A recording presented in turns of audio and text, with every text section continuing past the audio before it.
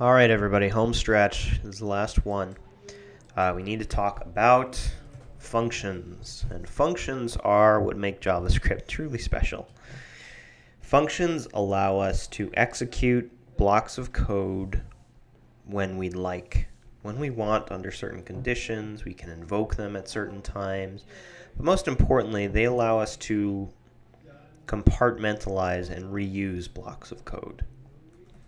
So for example, to write a function that greets the user, I might write function, it's the key word, space, the function name, let's call it greet, followed by open and closing parentheses, and then in curly braces, I write the code. And let's have this function create an alert that says, hello user, greets the user. Okay, now I can save, and if I reload my page, nothing's going to happen. The reason why nothing is going to happen is because although I have declared and defined this function, I haven't actually invoked it. I haven't caused it to execute. So if I write greet in my console, it will show me the code behind the function. If I write greet with those opening and closing parentheses, it will invoke the function and create the alert that says hello user. Okay, that opening and closing parentheses are required to invoke the function. I can do that here in my console like I just did, or after defining and declaring the function, I can do that in my code, greet. And now it will run. Okay? Let's change things around a little bit, though, just to explore how this function is going to work. Let's create a variable called greeting, which is going to contain a string, hello, just hello. And rather than alert hello user, we're going to alert greeting. Let's go ahead and put this function all the way at the bottom.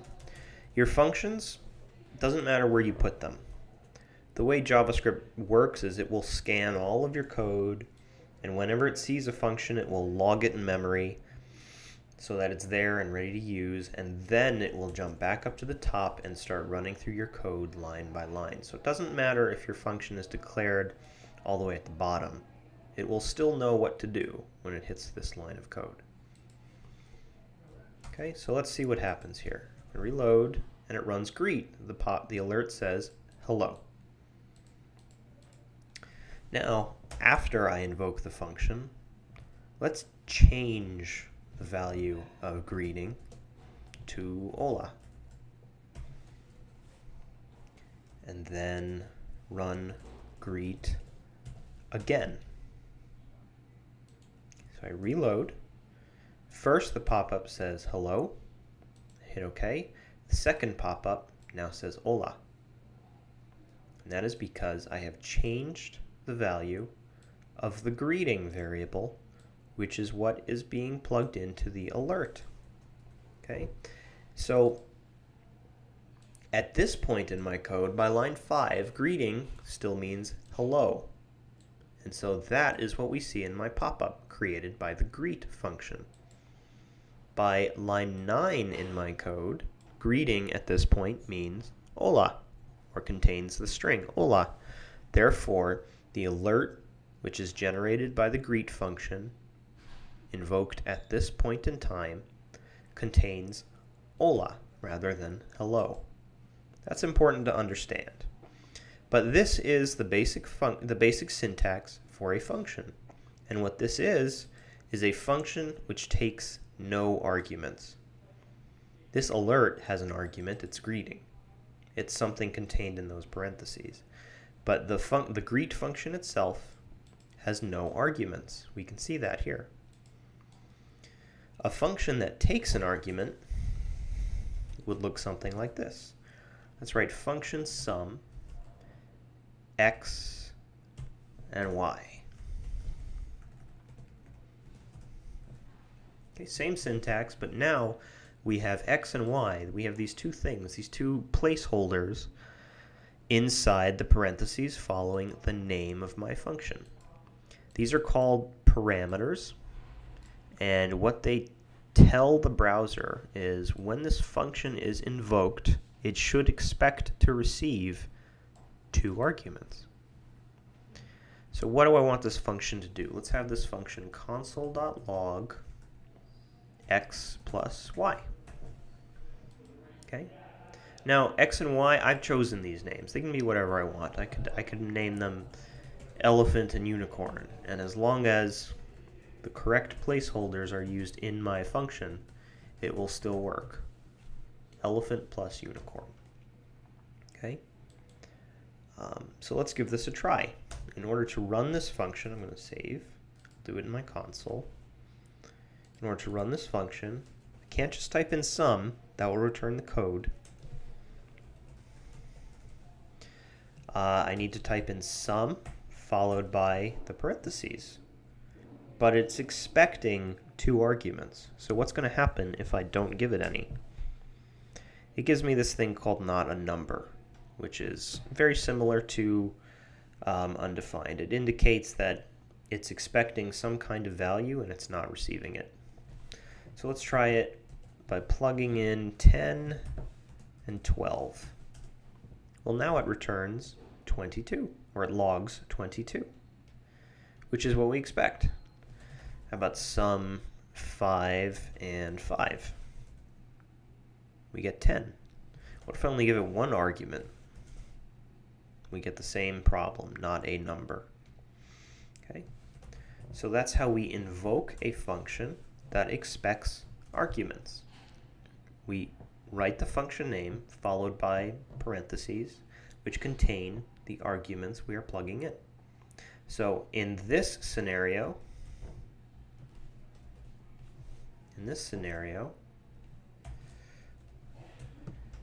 elephant is 4 and unicorn is 7. Let's go ahead and change these back to x and y, though, just for simplicity.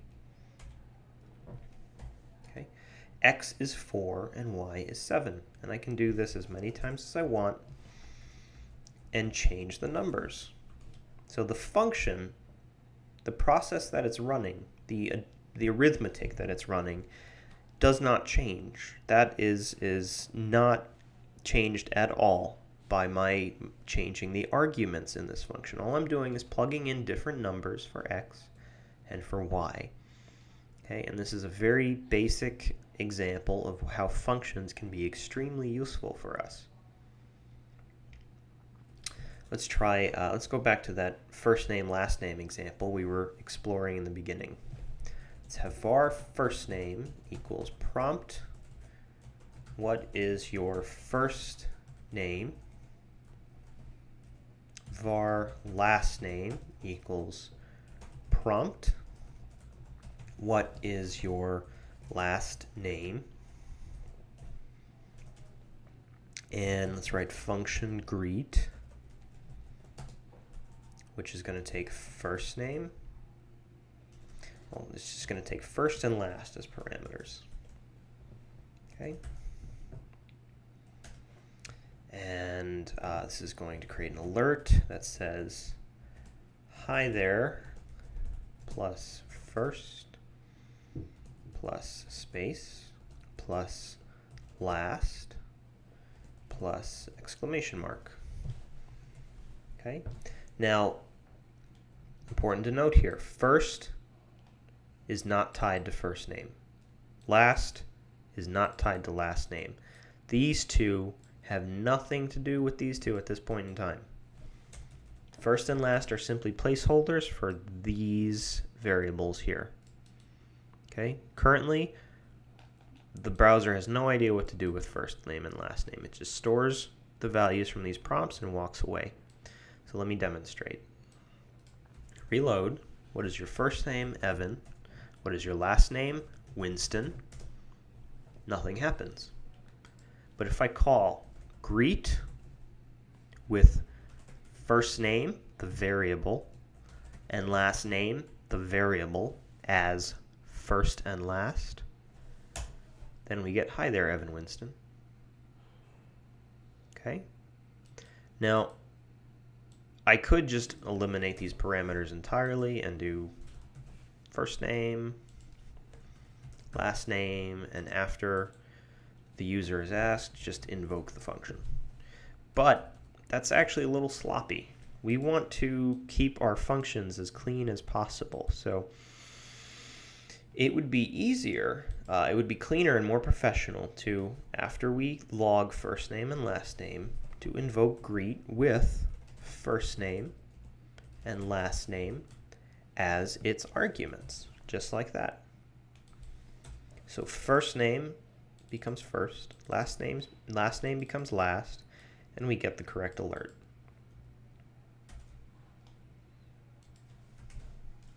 What's your name? Kingsley Papa Giorgio. Hi there, Kingsley Papa Giorgio.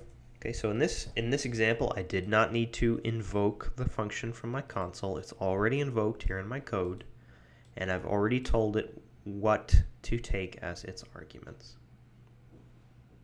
Okay?